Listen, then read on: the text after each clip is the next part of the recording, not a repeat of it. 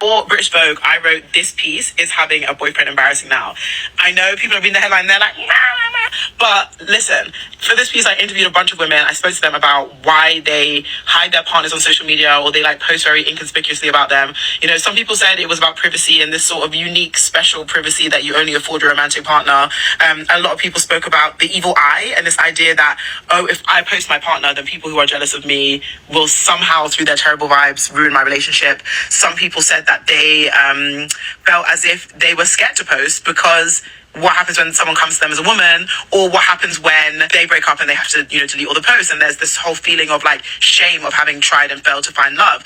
And then there was a really interesting point that came across both people in relationships and single people, and this idea that like being in a relationship with a man and showcasing it to the world in and of itself was an embarrassing thing to do. And everybody on the internet is talking about this article that was written in British Vogue. Is having a boyfriend embarrassing now?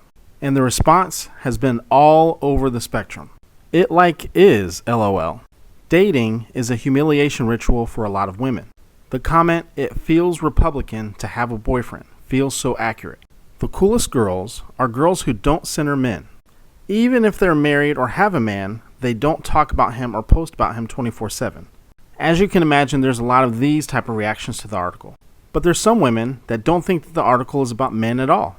Some people believe that this article is actually about women attacking other women. So there's this article published in Vogue magazine that I've seen people misinterpret because they're caught up in the title and not necessarily really comprehending what the person is speaking about. It's really not about the men.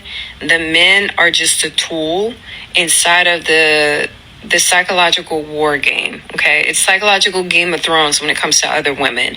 And let me explain. Women are never satisfied with what they have.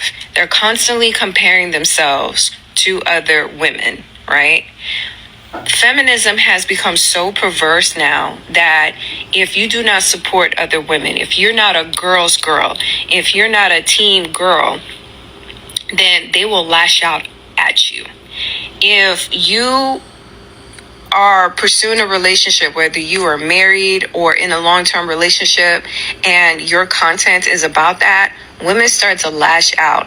And the whole purpose and the premise of the article is how women are seeking approval and validation from random ass strangers on the internet and not being deemed male-centered or a pick me.